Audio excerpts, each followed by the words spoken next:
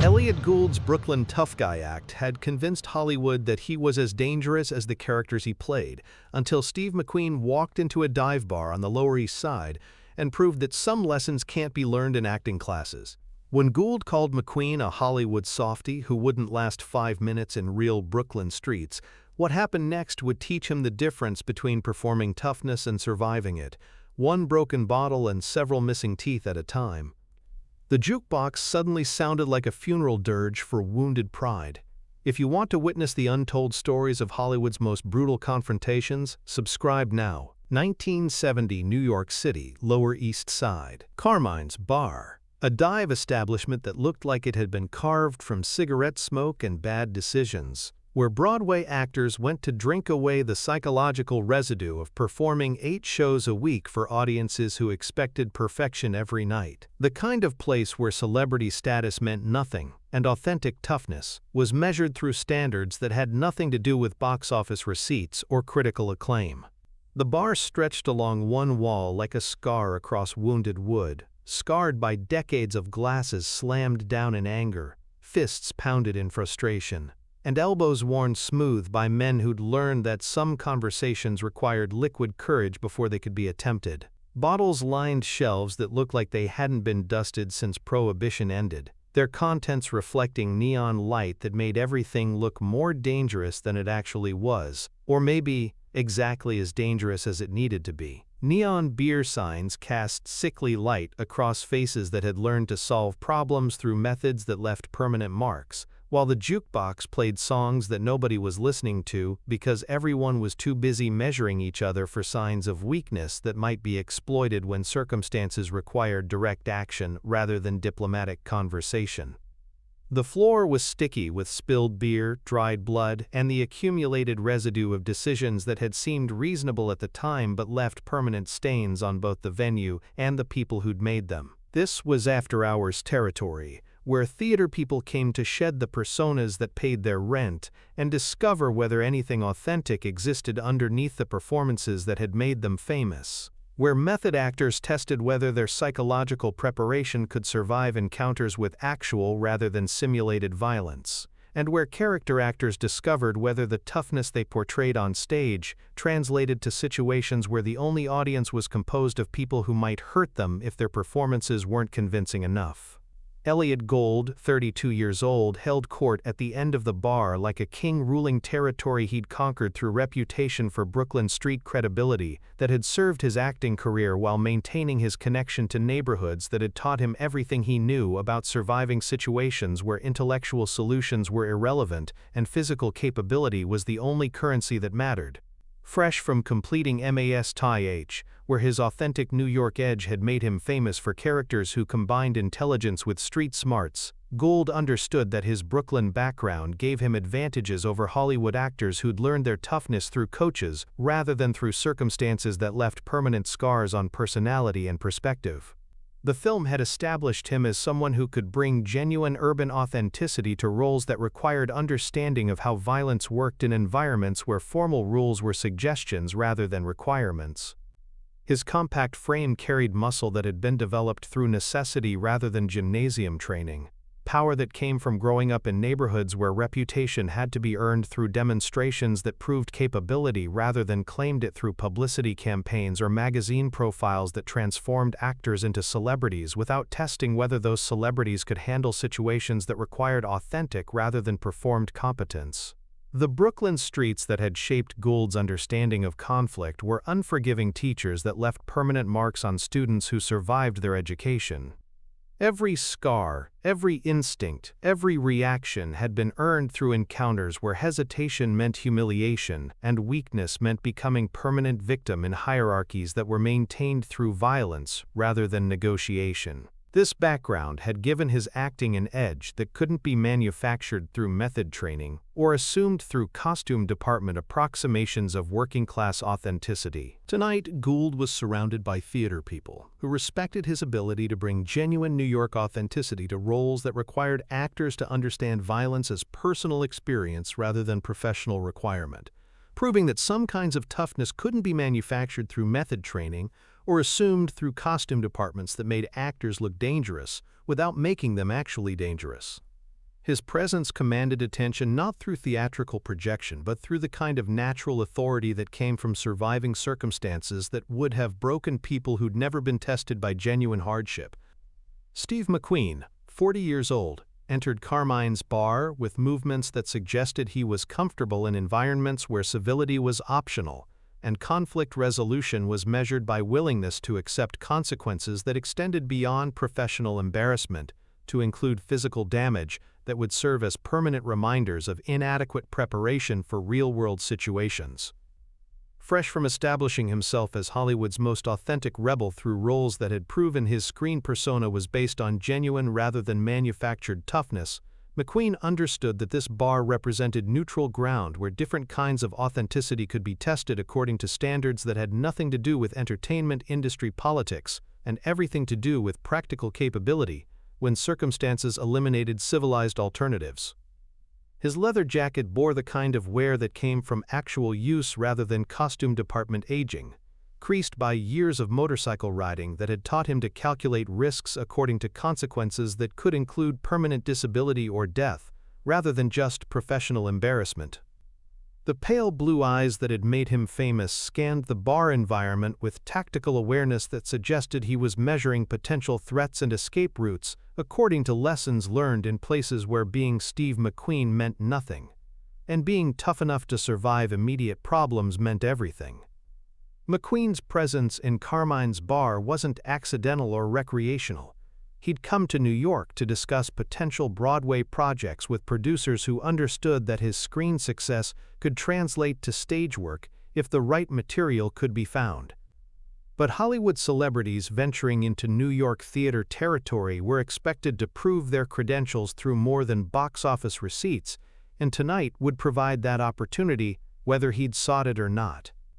The atmosphere in the bar shifted subtly as regulars recognized Hollywood royalty attempting to blend with authentic New York talent, creating tension that everyone present understood could develop into entertainment that would be discussed in theater circles for years, or violence that would be remembered by people who'd survived it personally rather than witnessed it from safe distances. McQueen's reputation preceded him, but reputation alone wouldn't determine how this evening concluded. The confrontation began when Gould noticed McQueen's presence and decided to demonstrate his territorial authority over New York establishments that belonged to actors who possessed genuine rather than Hollywood-manufactured street credibility.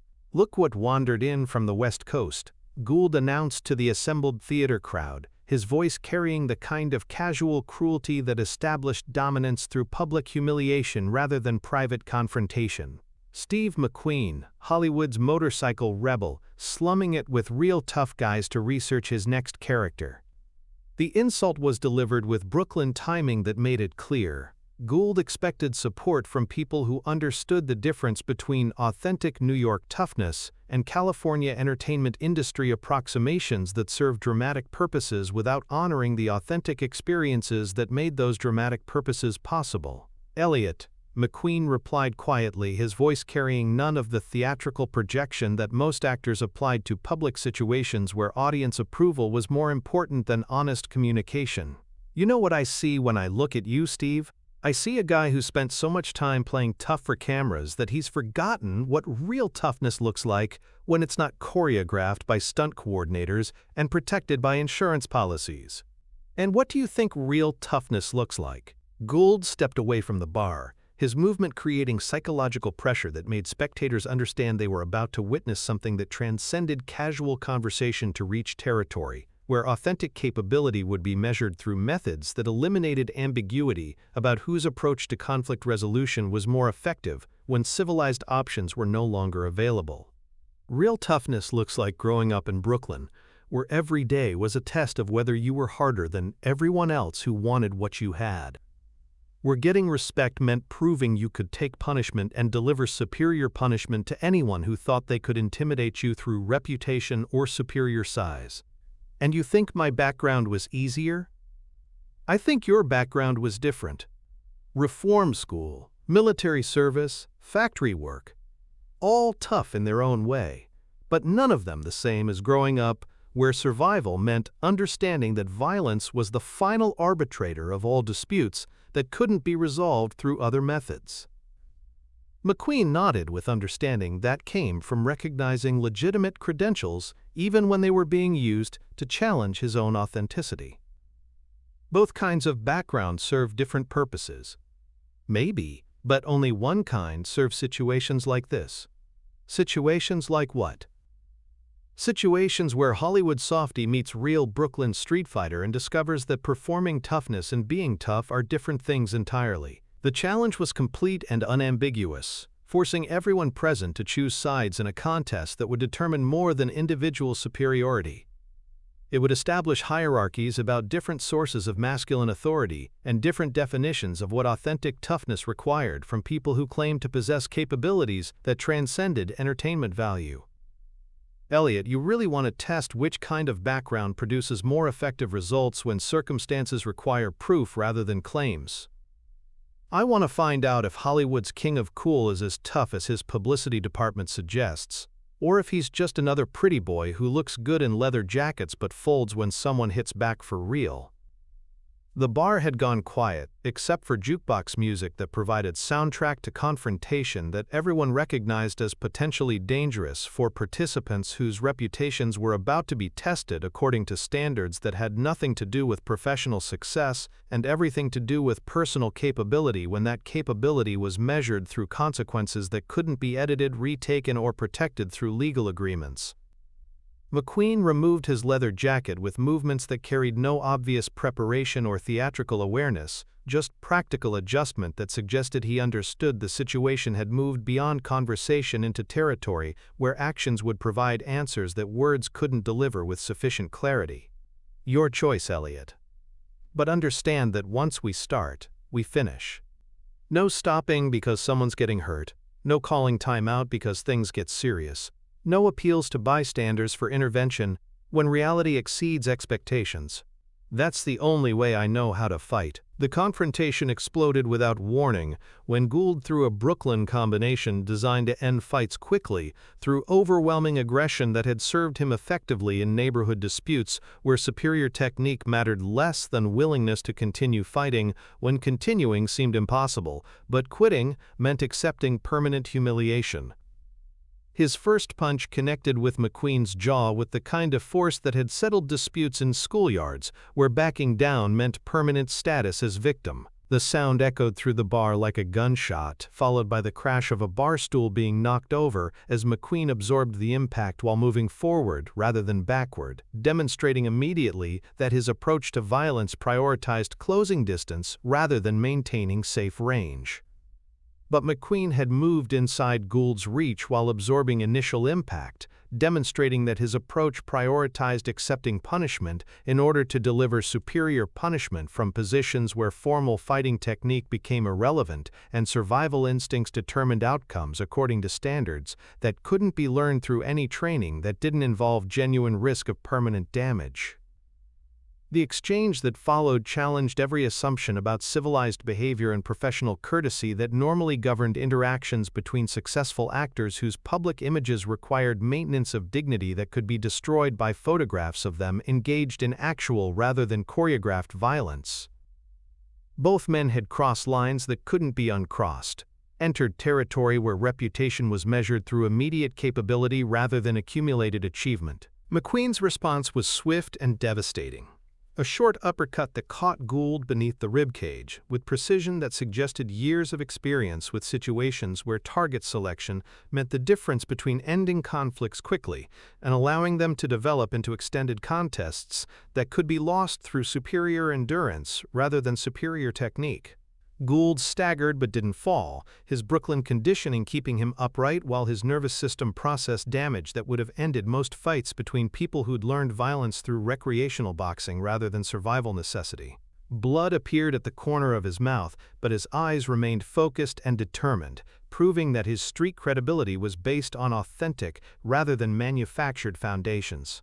The fight continued with intensity that made spectators understand they were witnessing authentic violence between people whose toughness had been earned through circumstances that wouldn't yield to intimidation, superior technique, or psychological pressure applied through methods that worked effectively against opponents who possessed less genuine experience with situations where failure meant consequences that extended beyond temporary embarrassment.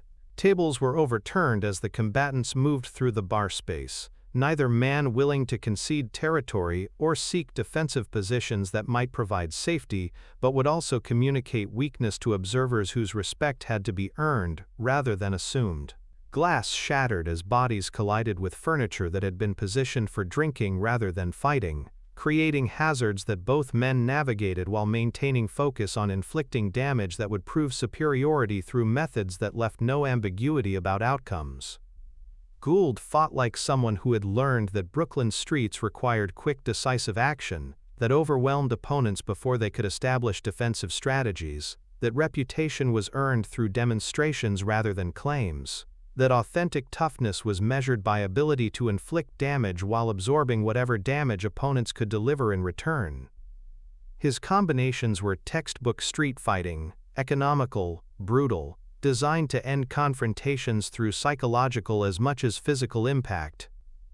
Each punch he threw carried the weight of neighborhood credibility that had been earned through encounters where losing meant more than embarrassment. It meant accepting status as someone who could be victimized by anyone willing to test whether his reputation was based on actual capability or carefully maintained mythology about Brooklyn toughness that had never been adequately examined under pressure. McQueen fought like someone who had learned that reform school survival meant outlasting opponents who possessed superior technique but inferior tolerance for extended punishment, that winning meant continuing when quitting seemed rational, but accepting defeat meant permanent status as victim rather than survivor.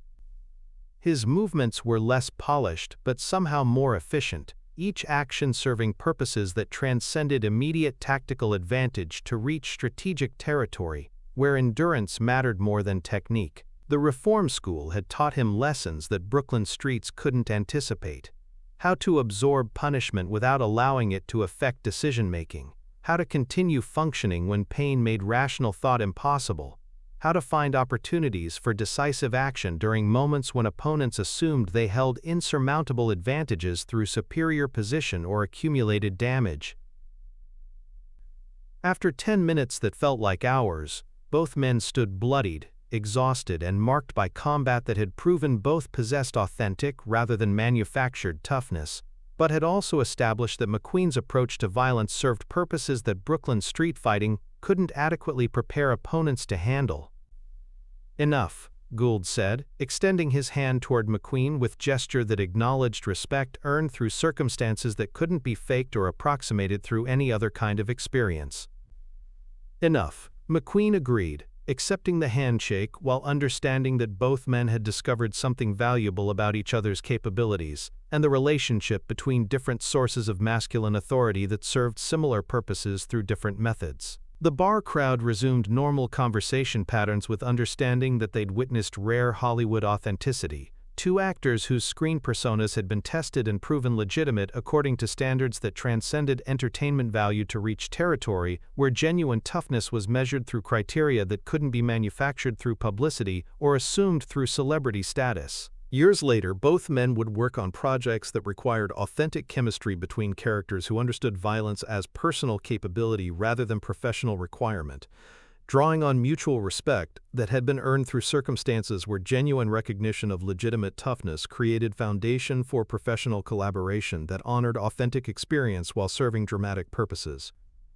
Carmine's bar returned to its regular function as neutral ground where different kinds of authenticity could be tested and measured, having witnessed another chapter in the ongoing story of actors whose screen toughness was based on genuine rather than manufactured foundations that could survive testing according to standards that eliminated pretense in favor of practical capability. Subscribe for more untold stories from Hollywood's most brutal confrontations.